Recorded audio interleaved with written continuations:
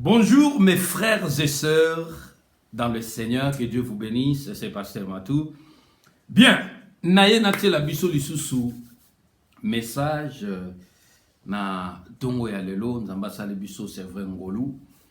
Lelo na lina loba sur le fausse prophétie. Na bandeli bien, na lingina lobela ba fausse prophétie. Je vais vous dire pourquoi nazo lobela yango parce que makambo yo e BBC moi mingi, hein? Na bandeli bien et BBC moi mingi. Mais avant toute chose, je vais lire d'abord dans l'évangile selon Matthieu chapitre 24 verset 24. Car il s'élèvera de faux Christ et de faux prophètes. Ils feront des grands prodiges et miracles au point de séduire, s'il était possible, même les élus. La Seigneur Jésus-Christ azo kebisa, to me mango natana biso, azo kebisa biso, to me mango natana biso. Azo kebisa biso alobi de faux Christ. Et à quel plus loin alobi et de faux prophètes. Pour comprendre bandeko. Botala bien, alobi oli aloba de faux pasteurs, de faux évangélistes, alobi bongote, alobi de faux pasteurs et de faux prophètes. Donc de faux Christ et de faux prophètes. Bien. Vous savez pourquoi Azui prophète? Allez expliquer pour nous comprendre. Bon, observez bien, hein? Bon, t'as bien attention aux alliés. Bon, mona.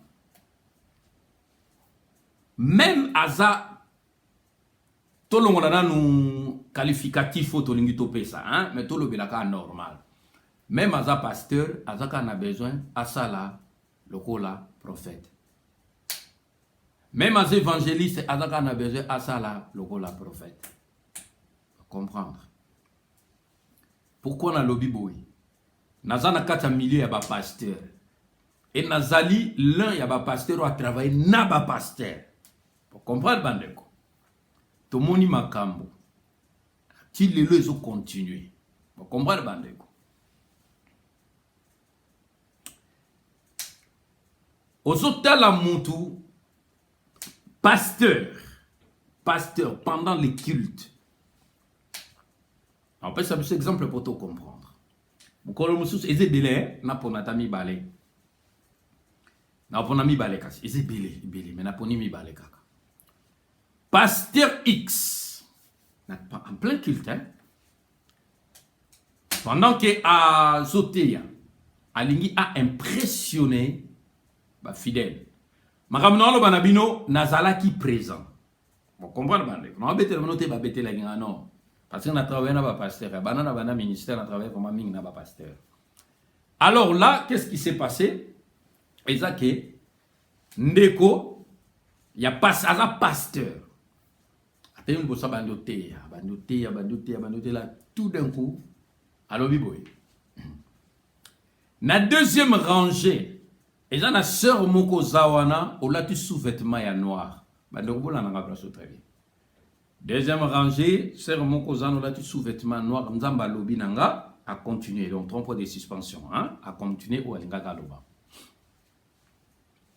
Or, ne bazala kiwana, mi bale balataki sous-vêtement ya noir, moko lataki sous-vêtement ya noir, mais na ba dessin. Bande ko bolimbi sanga ba biloko tolo bilango, hein. Sikoyo, ba boy ko telema. Kilte pesili, to bimina biso, si ma mikoloka nenge, to sololaka, ande ko mwasi moka yo sanga, Pasteur Matou. Makamber mo nazo mona en église, pardon. Moni mukolana tangu prophétie wane bima qui se fait parole de connaissance. Parce que ba prophète ba tambolaka vraiment grâce au nzamba pesa ba ngeza parole de connaissance. C'est boye bité je vous dis. Abandeli, bon moni ba prophète botanga na Bible, botanga ba prophète Élise, botanga bo mona. Donc, bazana grâce, vraiment, ezaka na kata ministère, bazana parole de connaissance. Alors, parole de connaissance et se manifestera le lingebele. Nandoto, songe. Mon c'est ça pendant que tu as l'autre côté et pendant que tu es sur scène, Dieu te parle. Ce qui est plus loin encore par ta discipline, hein, si tu te disciplines bien, Romo Nzama même à copier son adresse. Mais il y a des sous-vêtements, c'est faux. Pour comprendre, il y a des sous-vêtements, c'est faux. Alors, on a expliqué biso pour comprendre ma cambodélé sur la prophétie parce que il pandi ba famille, il pandi ba couple. Pour comprendre bandeko. Pasteur Moussoussou, quand on a même église, quand on a au travail. Ah, et ça là ngana mawe. Famille ba uta ka musika. Musika penza. Ba ya ka prière. Ndeko pasteur Moussoussou ko mkola zote ya. Aya ABC, donc couple, on a ce solo parce qu'on a mobile. Et tout le monde regardait. Aya revenu. Nzamba so yebisanga que yondi makaba pasteur y église oyote. Parce que na kosi. Atelemi à l'obité. Je n'andi makaba pasteur église oyote. Bon, pourquoi na yaka kasi culte? Bandeko depuis mukoloana a longwa église yaka le sauter. Alors, biso tellement nazaki na donc nga nazaki na crédibilité liboso ya bandimi wana bazai ko yo mona baso sola nanga ah pasteur Matou ba makamni zoli kana milieu na bino ba pasteur vous comprenez bandeko donc voilà ezama wa mingi donc mutu nyoso alingi kaka a jouer rôle ya un prophète a joué rôle as évangéliste malingi kaka jouer rôle kaka ya a prophétisé sur la vie d'une personne au romona azana ye apôtre mais a oye biso offrande de prophète c'est quoi tozawana telelo hein bandeko bien na ye na lobela biso parce que na la sabino quelques points et vous allez comprendre hein tokena 1 Thessaloniciens, chapitre 5, verset 20, la Bible dit ceci. Ne méprisez pas les prophéties, mais examinez toutes choses, retenez ce qui est bon. Vous comprenez, bandeko? Prophétie, il faut qu'on examine yango.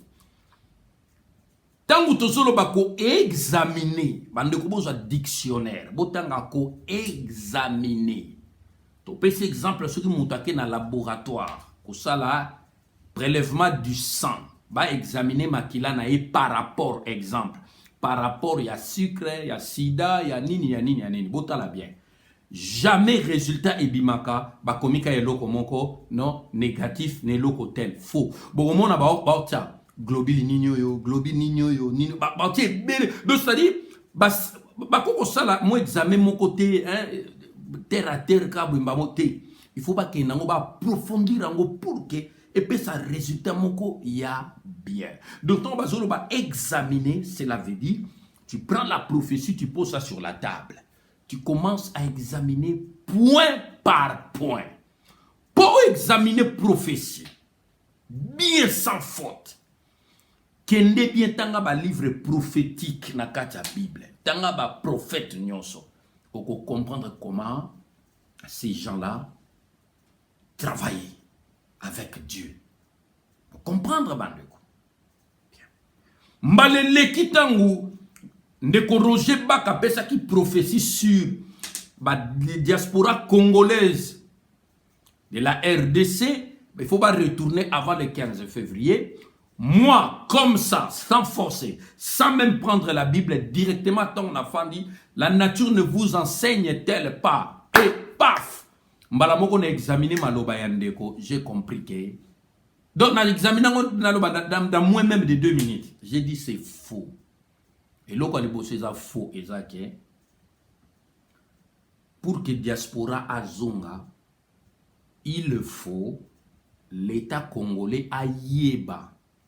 Et l'État congolais a aidé peuple naye oyo azali na libanda wana to bengi diaspora avivaka na libanda Donc, le kolanga nazalaka na France, président Félix Tshisekedi aobenga na France. Aïbisi banga lobby, oui, prophétie et koi awa talabo. Et puis prophétie wana il faut les kalisusu non seulement aux yonka yomoko ki au lobby mais non solo li pena ba collègue na yo. Pour cause la paix folie, et cause la paix biloba lobe cause la paix diable moto lobby pour diable et se déguise déjà dans la lumière boule na bino mon livre à Job. Et pendant que les anges priaient, lui à s'infiltrer parmi bango à se glisser. Donc ba mona écoute tout. Bon combat la bande. Donc il se déguise en ange à lumière si ils en ont force écoute tout. Il y a dans capable de couleur noire à nyakuti en pembe. Bon mon a pété na saison noire. Donc à capable. Vous comprenez? Alors, biloko ndengwana ezalo kosolena ba collègues nos pasteurs. Et ce moyen ezali beaucoup tani na gouvernement solana président et président a robenga son homologue ou ses homologues pour na koyebisa bango que oui, il faut bazonga. Pourquoi? Parce que prophétie Kouyi, il faut bazonga. Alors, on va envoyer des bateaux de transport et ko costé pana binokuna pour baïba se ba au futa. Ndenge bako tiana nini et comme na ba payoyo ce qu'il faut ko futa, ce qu'il faut futa ba frais, ce qu'il faut voilà. Et bisope awa donc la bana ba okata classe boyebi kaka poto mona soka ke classe te juste il faut se justifier, j'écoute tout. Moi non soka ke nda classe te ke ba ko ke de prison. Donc biloko ne rien que par ça j'ai compris déjà que c'était faux. Nazaki na besoin tout que non musika te exemple do banano. Donc j'ai compris que c'était faux. On va comprendre. Alors ce tobito kensko na bozindo le soukoleka. Il faut signaler toujours dans l'état pour que tant toujours comme tous à la recenser et puis bako tiabiso wapi. Et à part ça avant de quitter ici, il faut au moins tout ça l'examen. Pour to comme m'appelle coronavirus kuna. To comme m'appelle logo mususu kuna. Donc ils ont makambo ils ont moi procédure moko voilà alors à partir de là croire c'est faux. Vous comprenez? Voilà. To benyango fake prophétie. Alors bandeko il faut qu'on examine prophétie. Il le faut. Il le faut. Ok. Tokei na prophétie oyo to bengango prophétie to message de Dieu. Vous-même, n'avez pas un exercice de voir Bossala.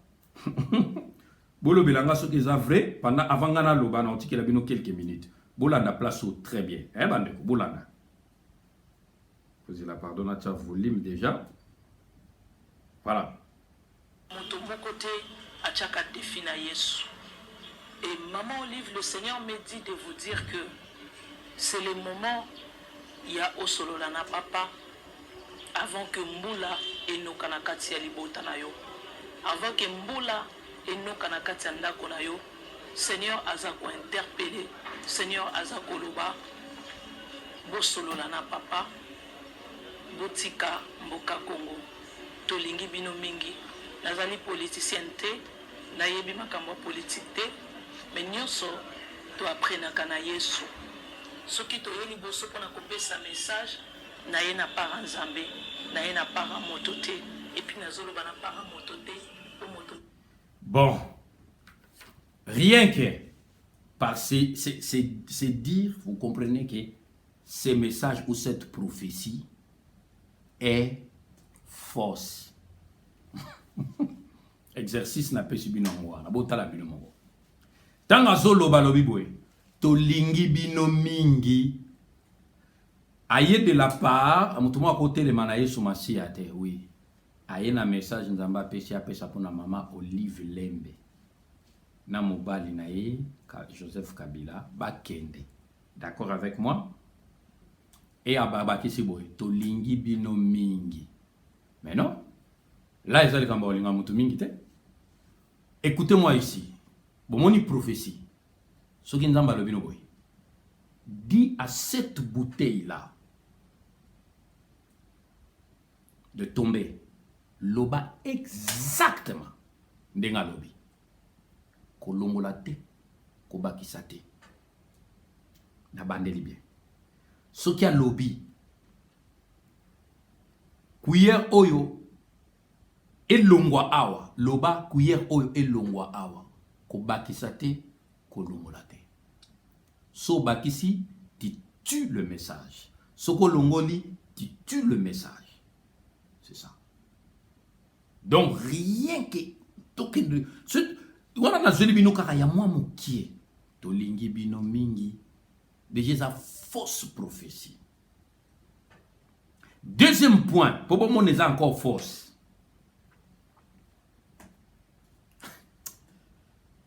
Nzambe a pesi message pour na moto.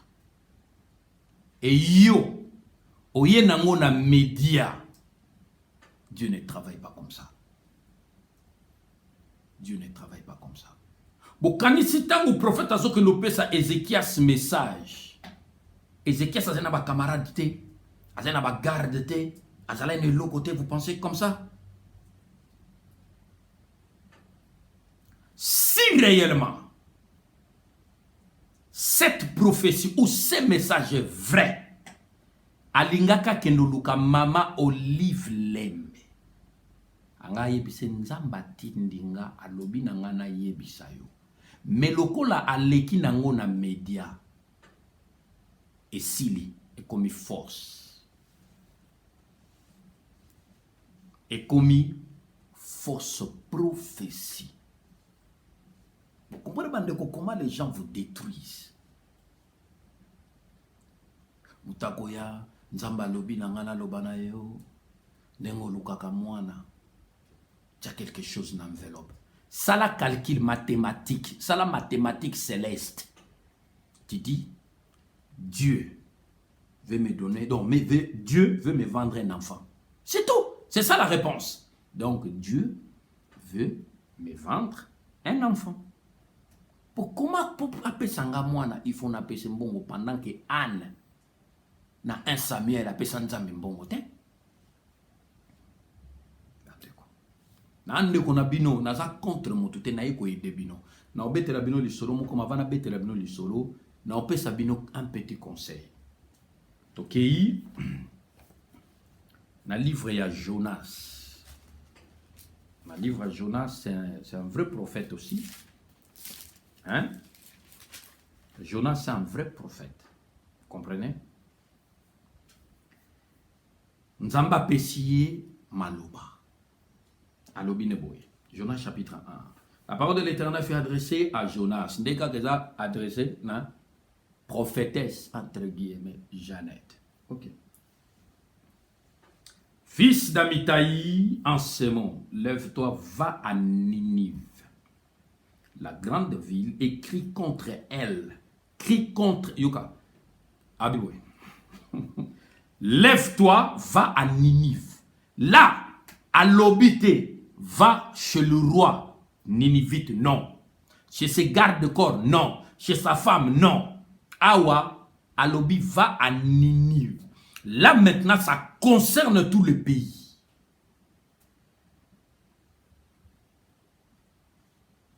Crie contre elle, car sa méchanceté est montée jusqu'à moi. Ok. Chapitre 3 encore. Na sauté na ngana tenka muke na sauté chapitre 2. Na kina chapitre 3.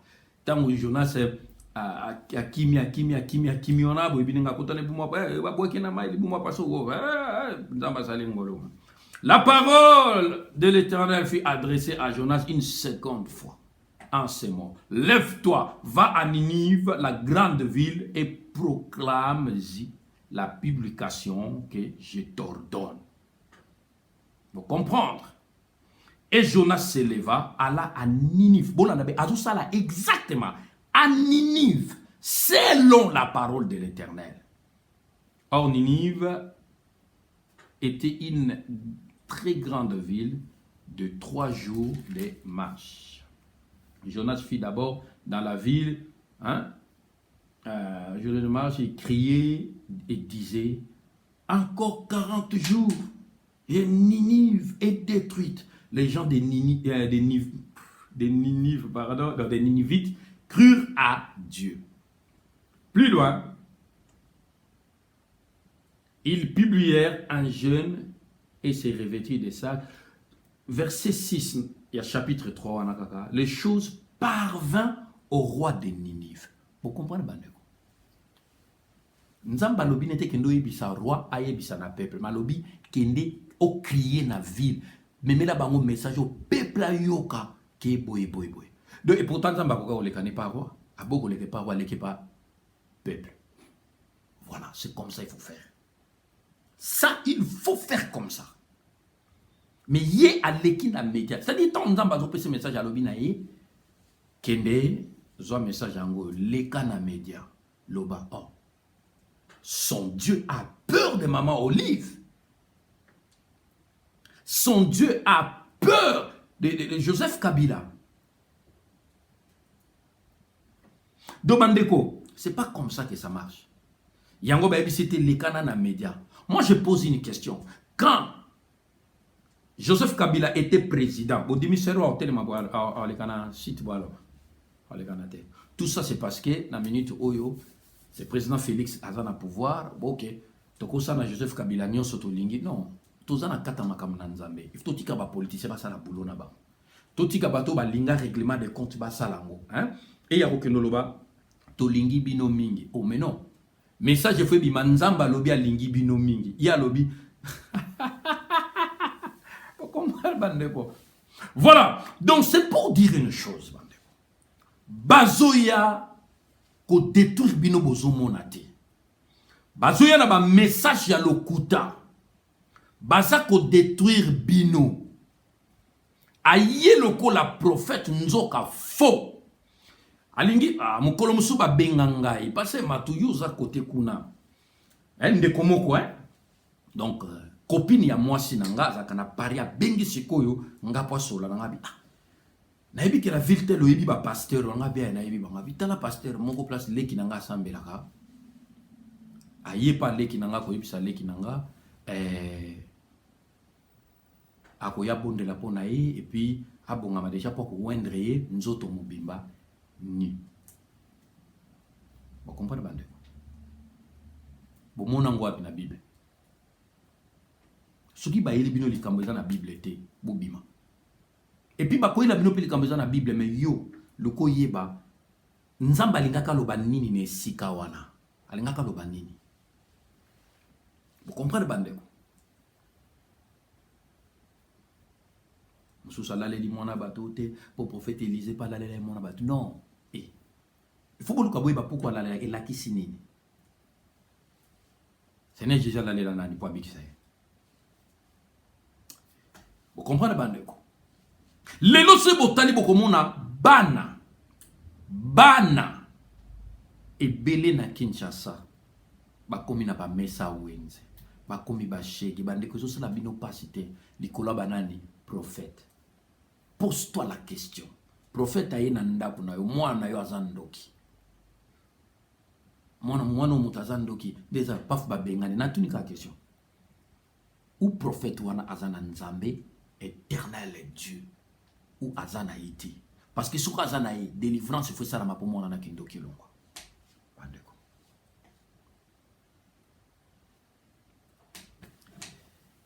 na bête la biso des histoires et je m'arrêterai là. Ezana famille moko nzamba sali bango ngolo webika na famille ndenge zalaka ata Jacob pe zalela ki Jacob alingine Joseph mingi. Baka wana pe nzamba zanango. Ezake botami 6 mais aponi moko. Pour comprendre aponi ne ka moko alobi nga na ponika. Aloba ngo clair alobi na linga nga na lingi nanga ki Jacob. Mais na boyi Esau, ezanga nzambe, naza souverain, c'est moi qui décide. Vous comprenez? Bien. Na famille wana atomboli ndeko na bango moko. Makamba bien, batana mbongo, makamba bien. Bande kumusu batikalo na jalousie botameli bango. Na makabo mo na lo babino eza vrai. E botameli bango. Bakanga kendo kite ndoki. Oh. Obi makambo na tangi koma liboso nanga. Natali nano moto bango bakangi ndoki. Nataliti na sukisika na lobi certainement bato bakangi ndeko wana ndoki bango nde baza bandoki Vous comprenez, bandeko? Parce que ce que ce moni mondimi, les lois en église te réveillent. Lobi okuna bomoni na lourde, la cause wa maya lourde. Lobi okuna bomoni na ensan kende ki basa esili. Obo yoka kapenako basi ya paka juma ya molimo. Bomoni paka juma ya molimo pezalaka. Bien que na moni na ngangote na ebi na ngangote ndeka kato yoka kaka. Donc paka juma certainement place ba prostituée bazali.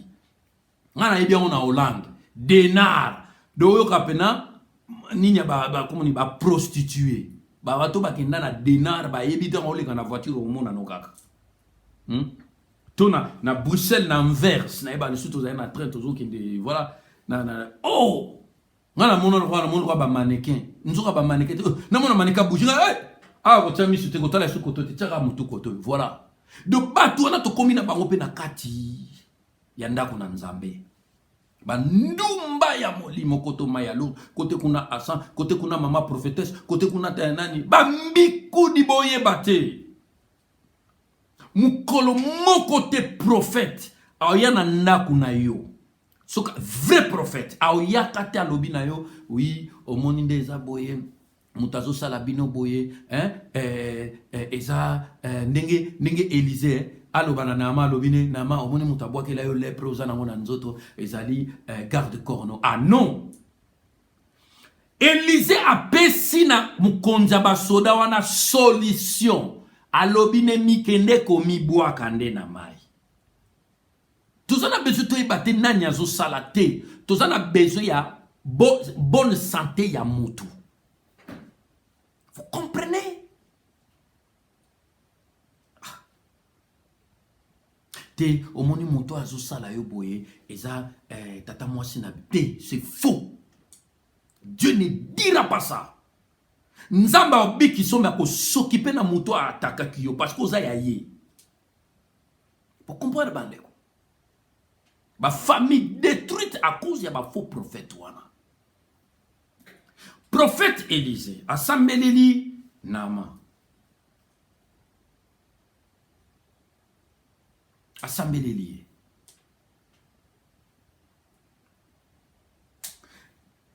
Aling azui mbongo apesa ye. Bomoni Élysée aboya yango parce que tala. Omoni, vous savez qu'est-ce qui fait que miracle les gars? C'est le Saint-Esprit.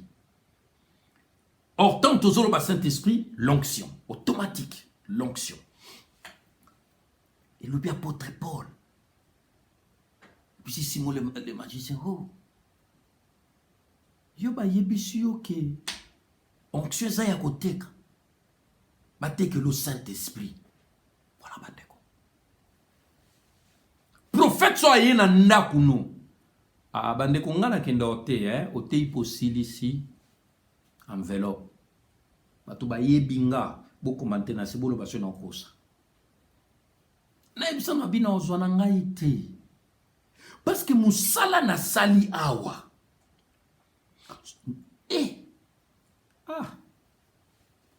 na musala kutezala kaka so ba tindio kaka moi mission moko ba peso mutuka musala tango zo kendo zo mona nde ba assurer na nzela no na tout et puis tango ba futa yomba moko ba tina ba air supplémentaire no na ndenge okende ko sala ngona libanda sikoyo na ko sa musala na Nzambe ale na jusqu'o na bande sabino te omoni bo so ba enveloppe oyo omoni bo pambola pote oui et ko sala mana yaki na avion bo lebi passer to zong sa to somba billet avion parce que mbongo ezali.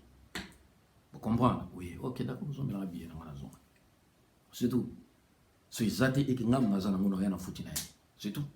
Moi, j'ai fait le travail de l'Éternel Dieu.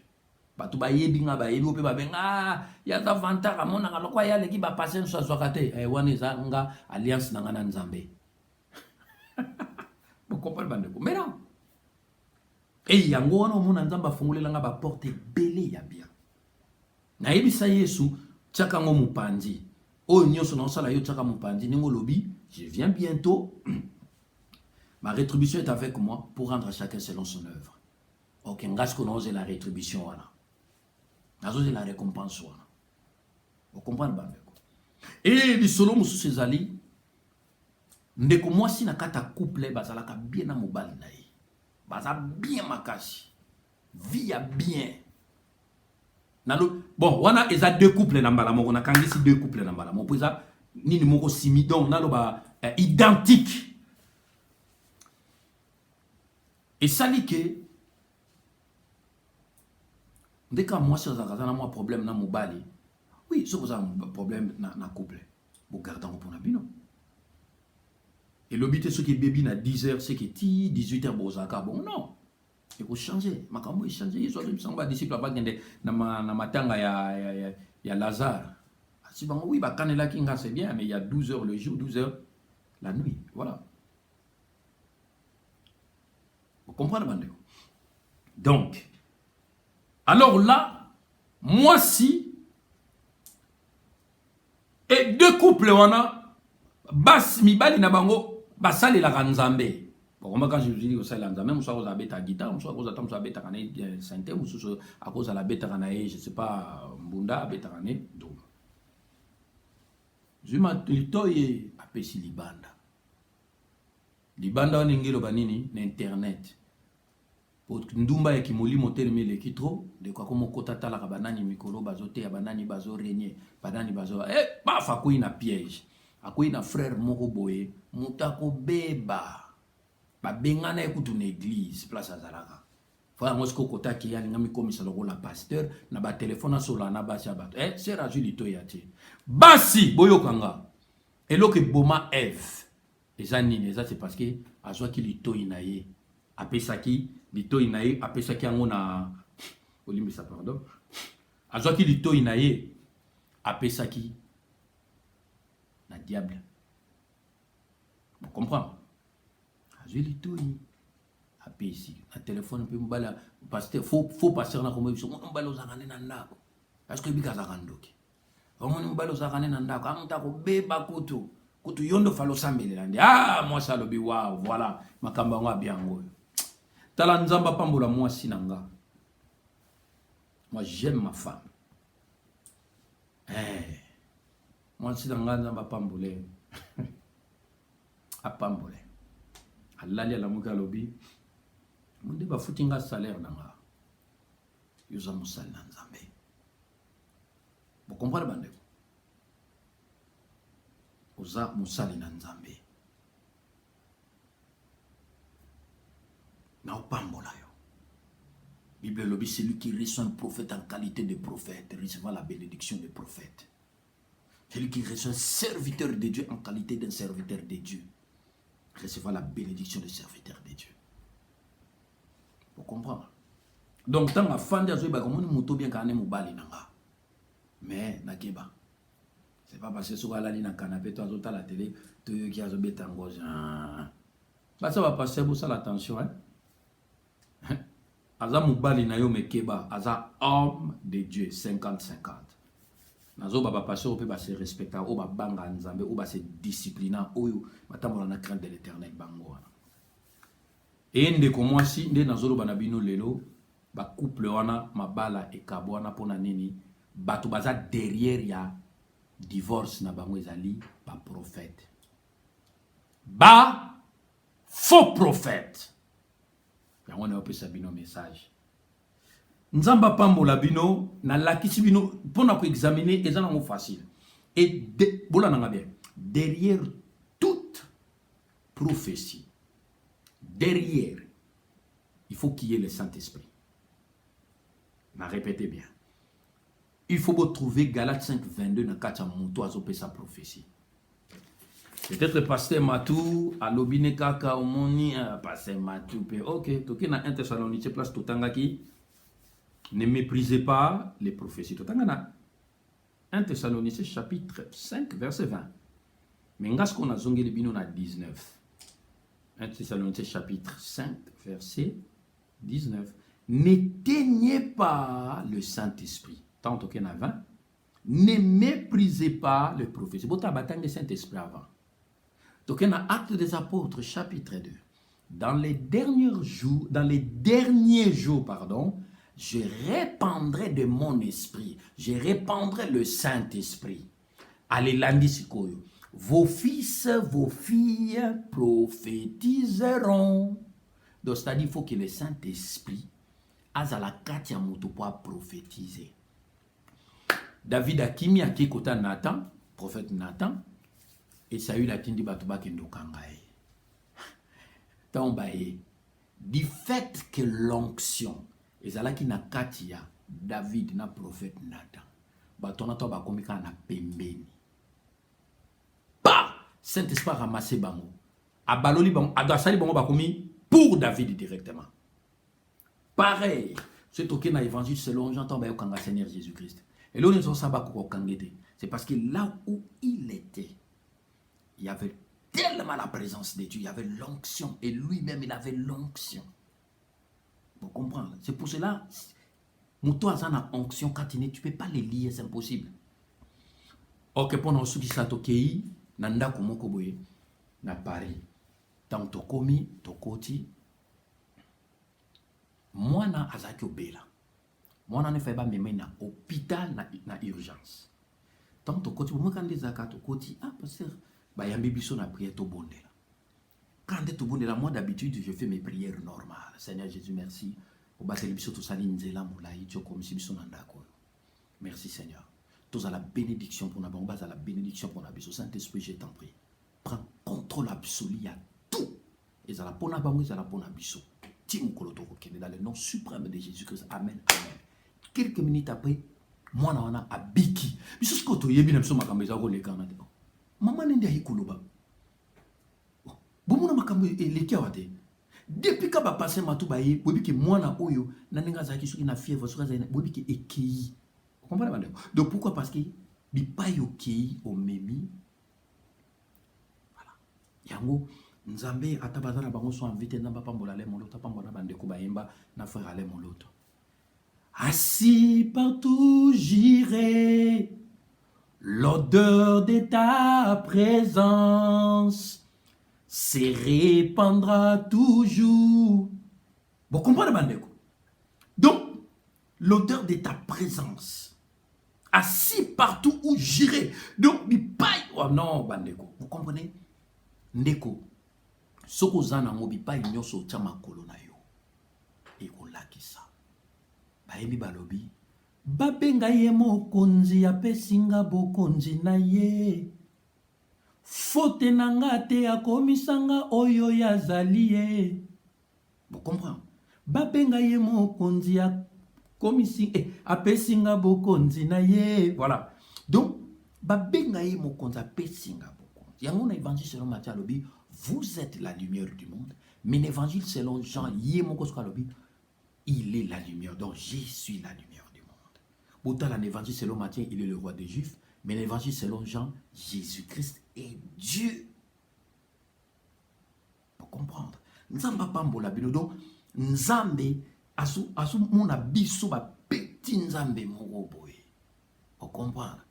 Voilà. Nzamba pambola bino. Bo passe mon komala mona Yesu. Bo zalaka maele na ba prophétie bozo yo kaka. Je vous aime, c'était Pasteur Matou et bonne journée dans le nom de Jésus-Christ. Ciao, ciao.